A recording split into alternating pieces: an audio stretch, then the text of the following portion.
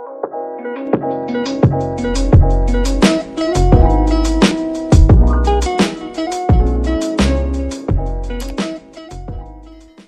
semuanya, terima kasih udah klik video aku. Pastinya jangan lupa tonton sampai akhir ya.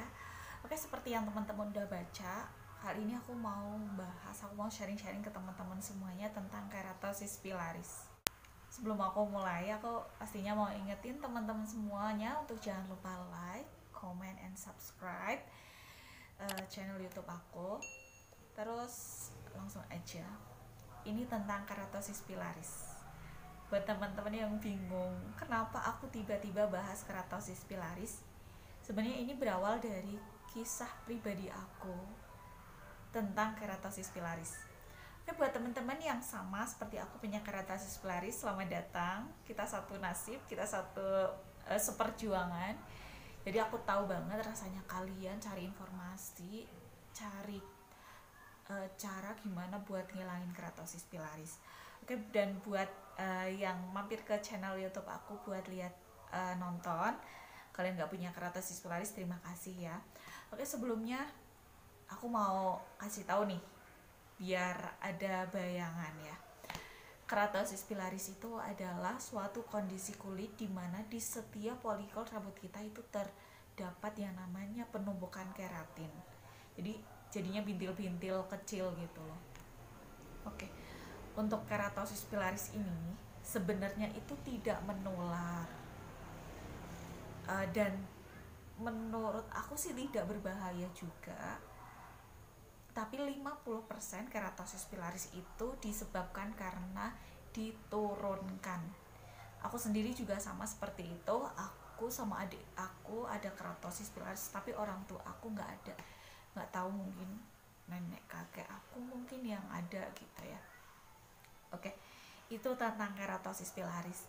Sebelum aku kasih tahu ke teman-teman semuanya tentang produk apa yang aku pakai untuk mengatasi keratosis pilaris ini, aku mau sharing dulu ke teman-teman pengalaman aku mengatasi atau perjuangan aku gitu, perjuangan usaha aku untuk keratosis pilaris sampai sekarang menemukan produk yang nyaman menurut aku, paling tepat sampai sekarang aku pakai. Itu aku cerita dulu ya. Oke, buat teman-teman yang nggak mau mendengarkan cerita aku, kalian bisa langsung nanti klik di menit, nanti aku tulis di description box menit aku mulai bahas tentang keratosis pilaris ya. Oke, sebelum aku cerita dulu mulai kapan aku ada keratosis pilaris dan sebagainya gitu ya. Aku sebenarnya sudah lama banget, tapi sebelum aku cerita aku pengen kasih tahu ke teman-teman semuanya mungkin yang masih bingung atau masih yang belum tahu, karena sebenarnya keratosis pilaris ini sering banget terjadi di orang-orang, tapi kebanyakan nggak pada ngeh. Karena memang apa ya, keratosis pilaris ini sebenarnya nggak mengganggu banget tuh, enggak, karena nggak yang gimana gitu. Cuman kalau aku sendiri pribadi merasa kayak kurang enak aja dipandang gitu ya. Nah, keratosis pilaris itu kan karena adanya bintil-bintil kecil di setiap folikel rambut karena disebabkan penumpukan keratin. Nah, itu gejalanya apa? Itu tuh yang tadi aku ngomongin sih, itu diturunkan. Keratosis pilaris itu warnanya itu beda-beda setiap orang, tergantung kondisi kulitnya, tergantung warna kulitnya. Nah, keratosis pilaris ini akan meradang dan akan agak gatal ketika kondisi kulit kita itu kering banget. Itu nanti akan meradang dan buat kulitnya itu merah dan rada gatal gitu kalau kondisi kulitnya itu kering, dan juga di kena gesekan yang terlalu kasar. Nah, sebelum aku ini cara mengatasinya gimana, aku cerita dulu ya. Dulu awal aku tahu ini keratosis pilaris itu aku kuliah, pas waktu zaman kuliah. sebenarnya ada itu mungkin dari SMP, cuman kalau di SMP aku nggak terlalu tahu, karena aku taunya cuma bintik-bintik aja, nggak pernah gatel, nggak pernah apa, nggak pernah merah-merah juga. Cuman waktu aku SMA aku pindah ke tempat yang lebih dingin, otomatis kan karena udaranya yang lebih dingin, jadi kondisi kulitnya kan semakin kering. Nah itu aku juga belum ngeh itu namanya keratosis pilaris. Aku taunya itu ada bintik-bintik, oh ya udah bintik-bintik ada putih-putihnya gitu. Sampai nih teman sebangku aku waktu SMA itu sering banget kalau lagi gabut, dia lagi bingung, lagi mungkin udah bosen gitu, dia tuh narik ini apa namanya, narik baju aku, karena memang aku kan ada di sini juga ya, narik baju aku ke atasin, terus dipencet-pencetin itu bintil-bintilnya pakai pulpen, jadi keluar putih-putihnya, dan dia senang banget. Buat kamu yang pernah kayak gitu ke aku dan nonton video ini pasti kamu ketawa, namanya Erna.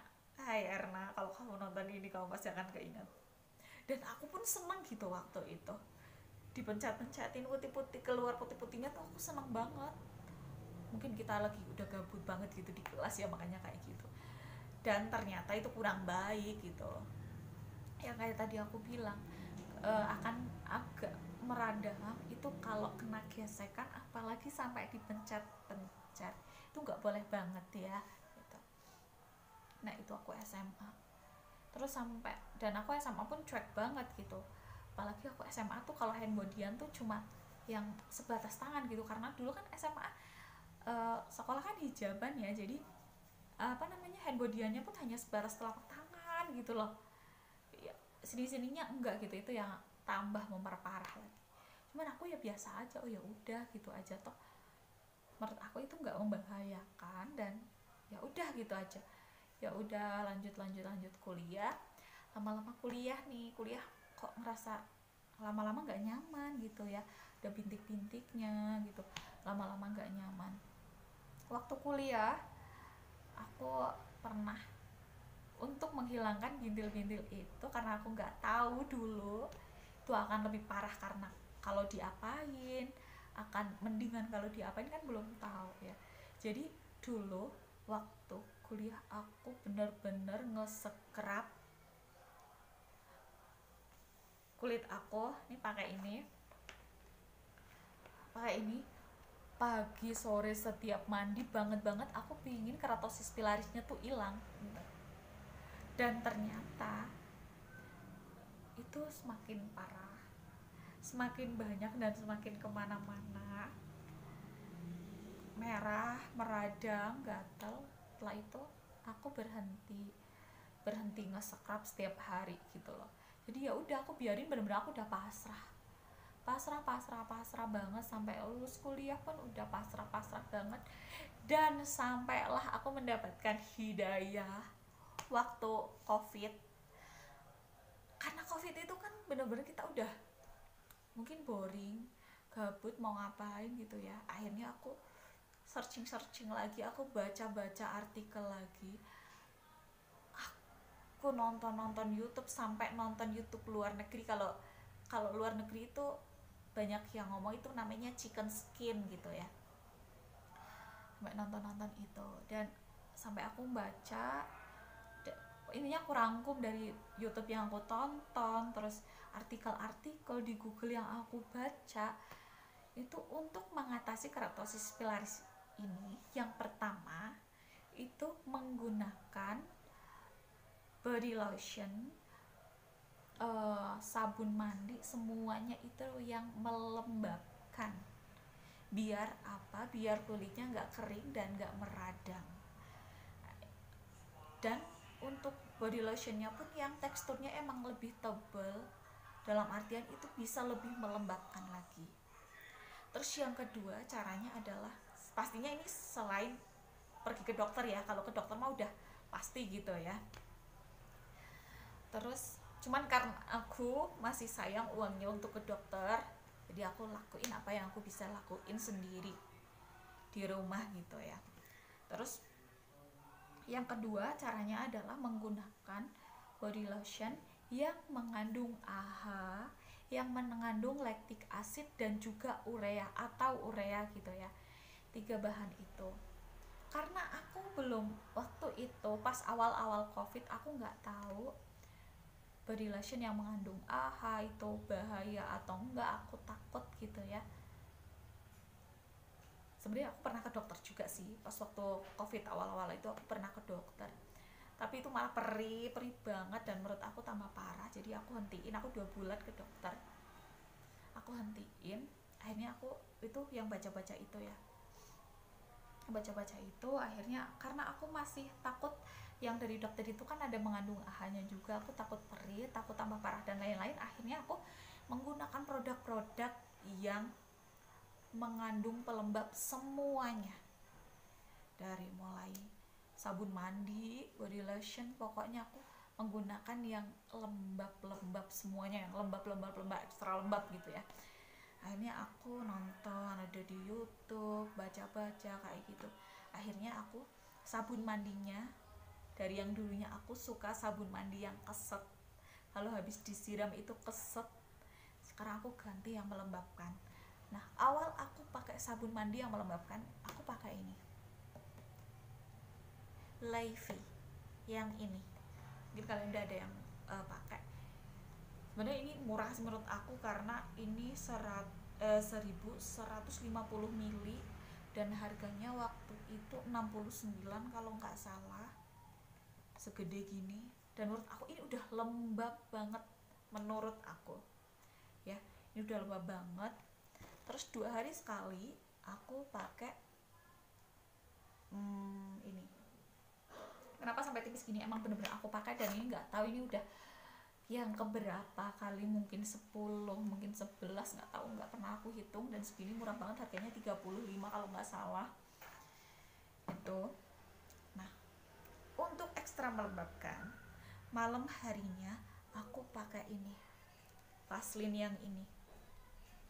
Kalian udah tahu dong Vaseline ini Vaseline body lotion ini dia itu menawarkan nih, di sini ada tulisannya 5 hari melembabkan. Jadi dengan menggunakan rutin ini 5 hari aja udah lembab. Tapi karena aku saking pingin kulitnya aku lembab biar nggak meradang, nggak nambah parah keratosis pilarisnya. Jadi kalau malam hari aku selain pakai ini, aku tuh campur sama ini Vaseline yang repairing jelly ini. Nah, jadi ini aku ambil ini dulu, taruh di telapak tangan, setelah itu tambahin ini, aku campurin, setelah itu baru aku hand bodyin sebelum tidur. Oh iya, itu udah ya, itu aku mau tidur itu. Terus pagi harinya setelah mandi aku pakai ini Vaseline yang Aloe Smooth, ini yang intensive care yang hijau, ini juga melembabkan. Dan menurut aku ini udah melembabkan. Cuman sayangnya menurut aku kalau pakai ini tuh kalau keringetan jadi licin gitu loh kulitnya, kurang sukanya itu. Nah udah, kalau sore aku kan mandi pagi sama sore ya. Kalau habis mandi sore, sakingnya aku pengen kulit aku tuh lembab, aku pakai ini Herboris nih, yang ini. Itu kalau habis mandi sore, kalau malam mau tidur ya pakai tadi itu. Dan itu aku lakuin berbulan-bulan sampai aku tuh habis ini banyak banget. Ini udah apa namanya, sebenarnya udah banyak yang aku buang. Karena apa, ini aku sebulan tuh pakai ini tuh habis 2 gitu loh. Saking aku pinginnya kulit aku tuh lembab gitu ya, jadi aku nggak ngapa-ngapain, aku pakai ini. Aku lagi gabut, lagi cerita, lagi apa, aku pakai ini.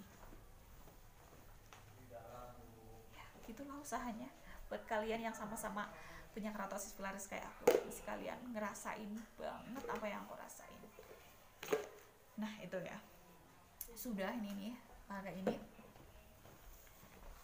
Dan akhirnya aku menemukan di Shopee, dan aku memberanikan diri mencoba lagi untuk pakai produk yang ada AHA-nya. Aku pakai setelah aku baca-baca lagi, setelah aku nonton-nonton YouTube lagi, baik YouTube dalam negeri, luar negeri, semua aku tonton, artikel-artikel aku baca, dan aku menemukan sabun yang lebih lembab lagi. Yang ini tadi udah lembab, tapi ini menurut aku super duper buat lembab banget. Jadi aku ganti sabunnya ini setelah berbulan-bulan, 6 bulanan mungkin aku pakai yang tadi. Aku pakai ini sabunnya, aku ganti pakai ini sabunnya. Itu super duper lembab banget menurut aku.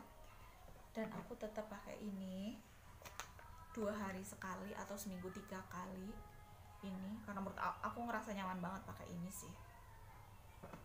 Terus malam harinya aku pakai body lotion yang mengandung AHA 10%. Ini. Jadi ini body lotion AHA 10% dari TerraSkin. Sebenarnya mungkin banyak ya hand body yang mengandung AHA, kalian nggak harus pakai ini, silakan pakai yang mengandung AHA, produk apapun silakan. Aku sih nyaman pakai ini. Mungkin teman-teman kalau seandainya punya produk yang lebih recommended, nanti kalian bisa tolong komen di bawah biar aku juga cobain ya. Itu terus siang harinya aku menemukan ini nih, Vaseline Healthy Bright Perfect Tan AHA and Pro Retinol. Ini aku suka banget sama hand body ini, karena aku sukanya apa, dia mengandung AHA dan pastinya kalau lagi dipakai siang hari itu nggak licin banget kulitnya gitu loh. Dan ini nih selain yang mengandung AHA itu yang aku harapin itu kan dari AHA-nya ya, tapi ini di sini diklaim Vaseline ini bisa mencerahkan kulit, bisa membuat warna kulit terlihat cerah merata, perlindungan terhadap UVA and UVB, menyamarkan noda hitam pada kulit, kulit terlihat lebih bercahaya, kulit terasa lebih kencang, menyamarkan kerut halus, merawat keremajaan kulit, melembabkan secara menyeluruh, menutrisi hingga ke dalam lapisan kulit. Jadi aku udah nyaman banget pakai ini. Dan alhamdulillahnya nih sampai detik ini aku ngerasa nyaman banget. Dan pastinya keratosis pilaris aku sini nih. Setelah aku pakai ininya, setelah aku pakai ini, yang ini, pakai ini, terus sama yang tadi aku scrub 2 hari sekali itu, setelah seminggu aku pakai, itu kulit aku keratosis pilarisnya itu bintil-bintilnya itu jadi merah dan ada kelihatan kayak rambut mau tumbuh gitu loh. Seperti itu udah tadi aku sampaikan kan, keratosis pilaris itu kan adanya bintil-bintil kecil di setiap folikel rambut karena adanya penumpukan keratin di situ. Jadi karena ada penumpukan keratin, jadi kan rambutnya kan nggak tumbuhnya kan tertahan gitu ya. Jadi semenjak aku pakai itu tuh kayak ada rambut yang mau keluar gitu loh, dan itu merah-merah. Dan kalau seandainya kalian ngalamin itu juga, jangan digaruk, jangan gatel kulit, jangan gatel tangannya untuk ngambilin gitu, jangan, biarin aja bener-bener sampai bener-bener kering sendiri, rambutnya tumbuh, jadi nanti akan hilang sendiri pas waktu di scrub. Itu yang aku rasain. Soalnya apa, kalau di ini di utek-utek diambilin itu yang merah-merahnya rambutnya itu malah nanti takutnya tuh bekas gitu loh. Jadi kalau aku sih emang aku biarin gitu bener-bener sampai itu yang nanti tuh kayak ada dikel diambil tuh udah gitu loh, seneng banget. Itu yang aku rasain. Dan ini produk yang aku pakai sampai sekarang. Sabun mandinya ini harganya kalau nggak salah 50 3 atau berapa, ini nggak sampai 60.000 kalau pas waktu itu aku beli, karena ini saking gedenya sampai belum habis. Kalau yang ini Teraskin AHA 10% kalau nggak salah 45.000 harganya. Dan aku ini nggak disponsori dari pihak manapun ya. Dan ini aslinya kalau nggak salah 32.000. Terus ulur mandi aku segede gini 36.000. Itu masih banyak banget. Dan semenjak pakai itu aku ngerasa udah nyaman banget, dan menurut aku udah pas komposisinya, jadi aku udah nggak pakai ini lagi gitu. Itu yang setiap hari aku lakukan sampai sekarang. Jadi keratosis pilarisnya itu yang bintil-bintil itu jadi hilang bintil-bintilnya. Kalau bekas masih ada gitu loh, tapi nggak nambah lagi, dan pastinya bintil-bintilnya juga hilang gitu. Ini jadi mulus kulitnya. Itu yang aku rasain, dan aku pingin teman-teman yang punya keratosis pilaris pun coba dipraktekin, karena aku di kulit aku ngerasa cocok banget. Tapi nggak tahu setiap kulit orang mungkin kondisinya beda-beda.